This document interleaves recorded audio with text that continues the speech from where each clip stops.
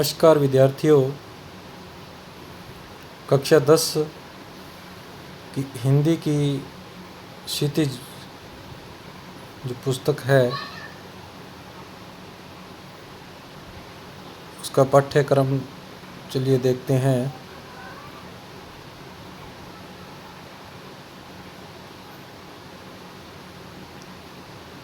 काव्यखंड के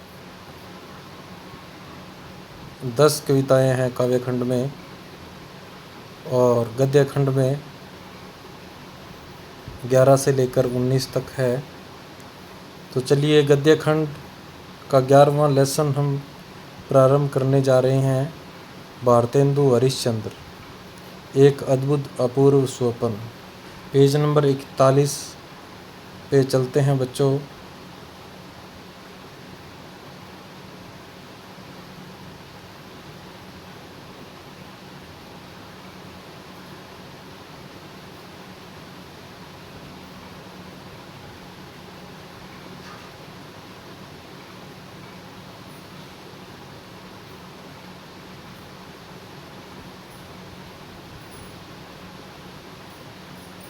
चलिए बच्चों प्रारंभ करते हैं।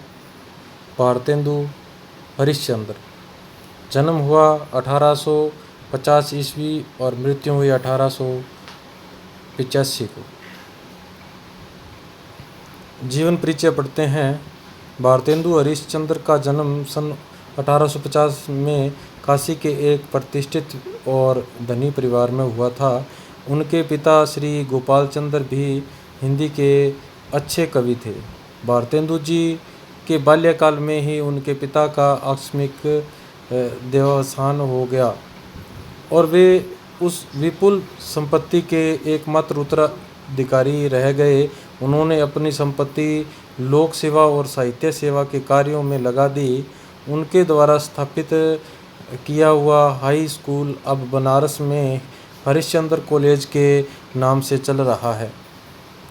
वे जन्म से ही कुशाग्र बुद्धि और प्रतिभाशाली थे। कविता करने का शौक भी उन्हें बचपन से ही था। 16 वर्ष की आयु पर तो उन्होंने ग्रंथ रचना आरंभ कर दी।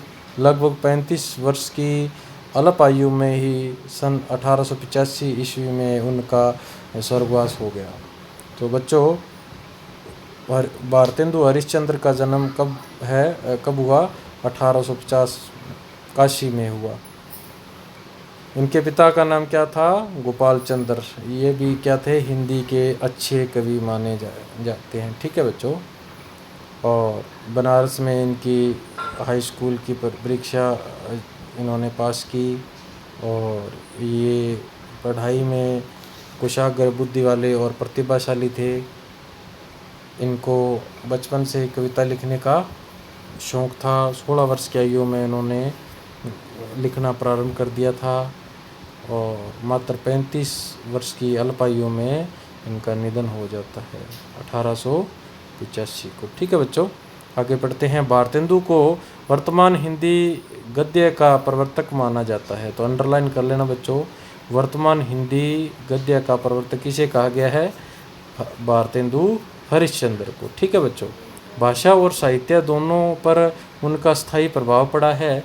उन्होंने गद्य की भाषा को परिमार्जित कर उसे मधुर और स्वच्छ बनाया। वे सुधारवादी थे।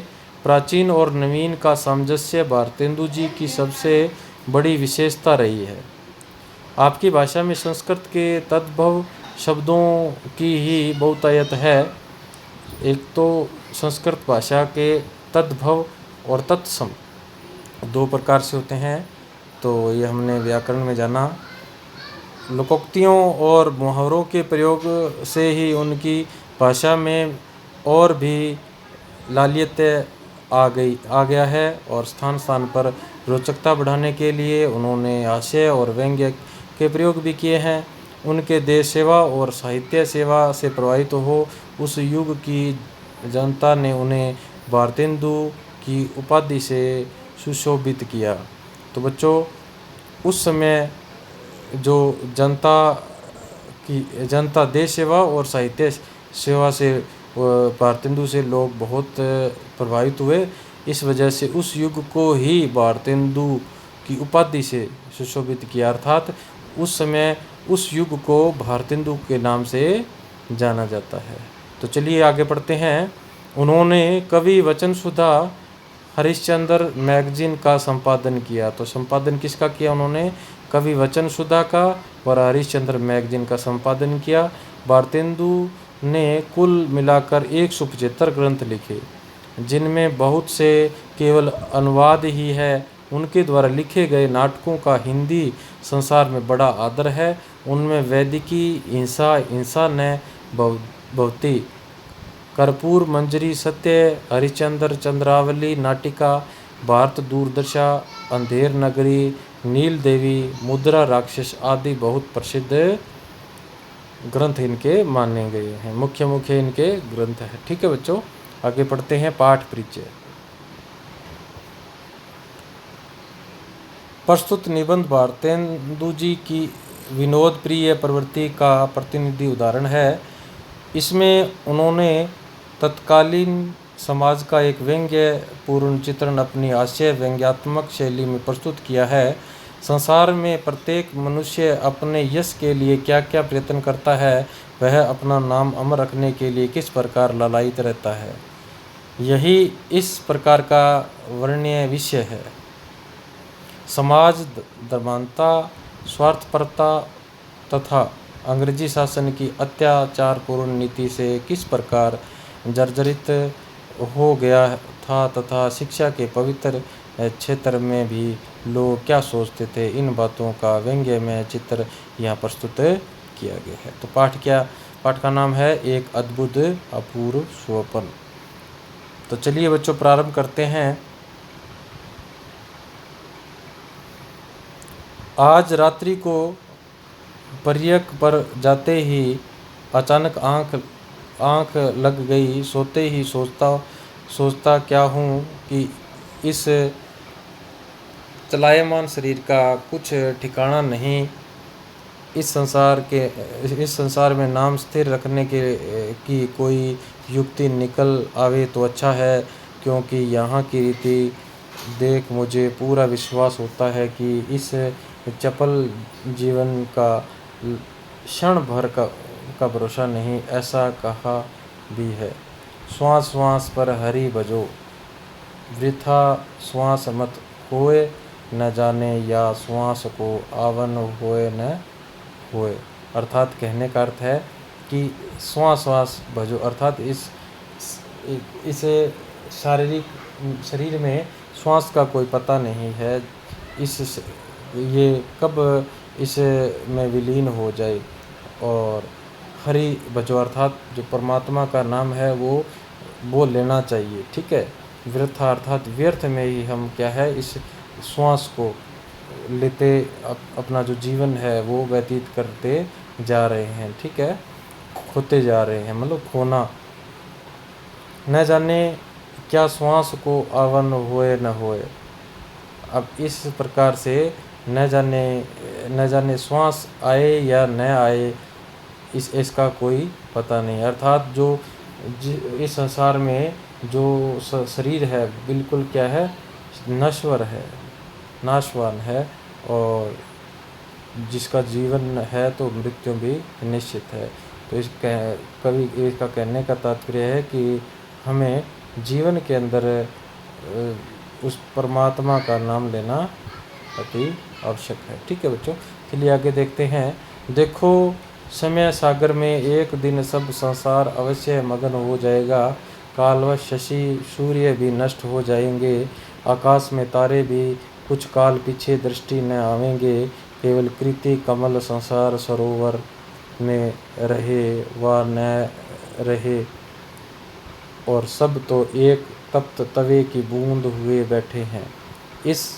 इस हेतु बहुत काल तक सोच समझ प्रथम यह विचार किया कि कोई देवालय बनाकर छोड़ जाऊं, परंतु थोड़ी ही देर में समझ में आ गया कि इन दिनों की सभ्यता के अनुसार इससे बड़ी कोई मूर्खता नहीं है। और यह तो मुझे भली भांति मालूम है कि यही अंग्रेजी शिक्षा रही तो मंदिर की ओर मुख फेर कर भी कोई नहीं देखेगा।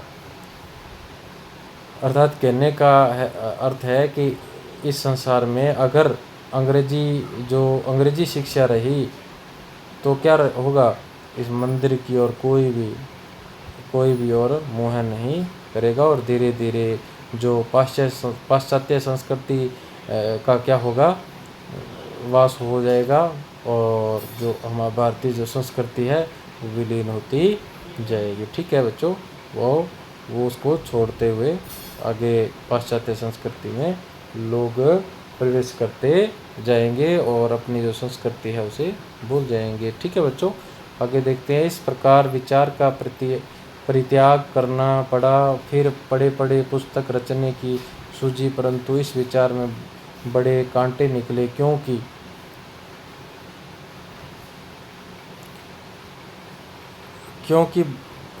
बनाने की देर न होगी कि कीटिक काट कर आधि से अधिक निगल जाएंगे। यश के स्थान पर शुद्ध अपयश प्राप्त होगा।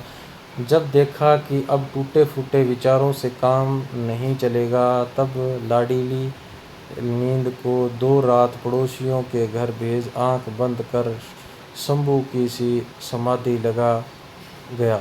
यहाँ तक कि 61 या 51 वर्ष उसी ध्यान में बीत गए। अंत को एक मित्र के बल से अति उत्तम बात की पूछ हाथ में पड़ गई। स्वप्न ही में प्रभात होते ही पाठशाला बनाने का विचार दृढ़ किया, परंतु जब थैली में हाथ डाला तो केवल 11 गाड़ी की ही मोहरें निकली। आप जानते हैं कि इतने में मेरी अपूर्व पाठशाला का एक कोना भी नहीं बन सकता था। निदान अपने इष्ट मित्रों की भी सहायता लेनी पड़ी। ईश्वर को कोटि धन्यवाद देता हूँ कि जिसने हमारी ऐसी सुनी। यदि ईंटों के ठोर मोहर चुनवा लेते तब भी तो 10-5 रेल रुपए और खर्च पड़ते। होते होते सब हरि कृपा से बनकर ठीक हुआ। इसमें व्यय हुआ वह तो मुझे स्मरण नहीं है, परंतु इतना अपने मुंशी से मैंने सुना था कि ए का अंक और 387 शून्य अकेले पानी में पड़े थे। बनने को तो एक क्षण में सब बन गया था, परंतु उसके जोड़ने से पूरे 25 वर्ष लगे। जब हमारी अपूर्व पाठशाला बनकर ठीक हुई, उसी दिन हमने हिमालय की कंदराओं में से खोज कर अनेक उद्दंड पंडित बुलवाए, जिनकी संख्या 0.5 से अधिक नहीं है। इस पाठशाला में अनगिनत अध्यापक नियत किए गए, परंतु मुख्य केवल ये हैं: पंडित मुग्धमणि शास्त्री तर्क वाचस्पति प्रथम अध्यापक, पाखंड प्रिय धर्माधिकारी अध्यापक धर्मशास्त्र, प्राणांतक प्रसाद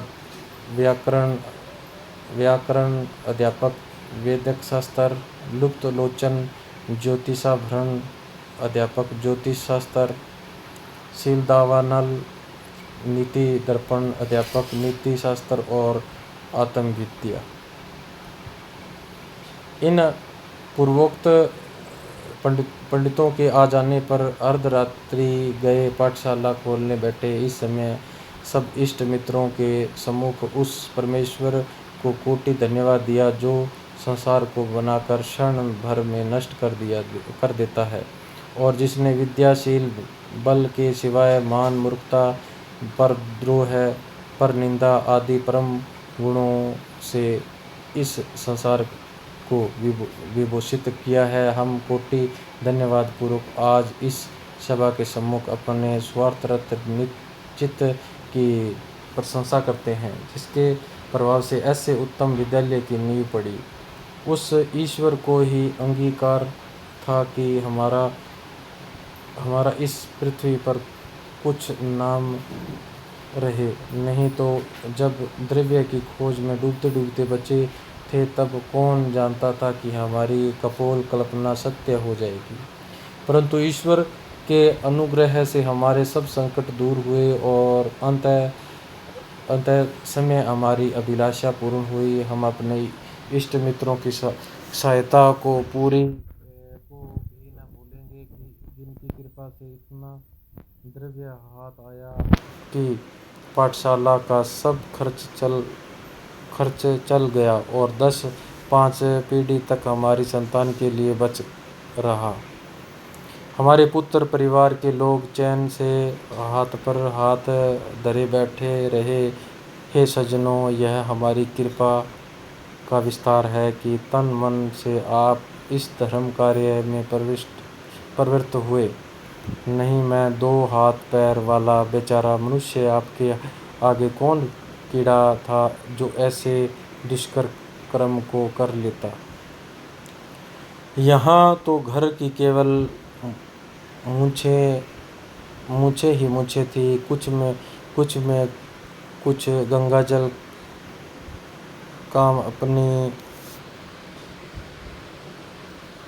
काम आपकी कृपा से भली भांति हो पाया। मैं आज दिन को नित्यता का प्रथम दिन मानता हूँ, जो औरों को अनेक साधन से भी मिलना दुर्लभ है। धन्य है उस परमात्मा को जिसने हमारे यश के डहे अंकुर फिरे हरे किए। हे सज्जन शुभचिंतकों, संसार में पाठशालाएं अनेक हुई होगी, परंतु हरि कृपा से जो सकल पूर्ण कामधेनु यह पाठशाला है वैसी अचरज नहीं कि आपने इस जन्म में न देखी सुनी हो। होनहार बलवान है, नहीं तो कलिकाल में ऐसी पाठशाला का बनना कठिन था। देखिए, यह हम लोगों के भाग्य का उदय है कि ये महामुनि मुग्धमणि शास्त्री बिना प्रयास हाथ लग गए, जिन्होंने सतयुग के आदि में इंद्र आपकी पाठशाला के निमित्त समुद्र और वन जंगलों में खोजता फिरा। अंत को हार मान बृहस्पति को रखना पड़ा। हम फिर भी कहते हैं कि यह हमारे भाग्य की महिमा थी कि ये ही पंडितराज मृग्याशील स्वान के मुख में शशि के धोखे बद्रिकाश्रम की एक कंदरा में से पड़ गए। इनकी बुद्धि और विद्या की प्रशंसा करने में सरस्वती भी लजाती है। इसमें संदेह नहीं है कि इनके थोड़े ही परिश्रम से पंडित मूर्ख और अबोध पंडित हो जाएंगे। तो बच्चों, आगे हम पढ़ेंगे दूसरे भाग में। तब तक के लिए धन्यवाद। ठीक है बच्चों, तब तक के लिए धन्यवाद। जय हिंद, जय भारत।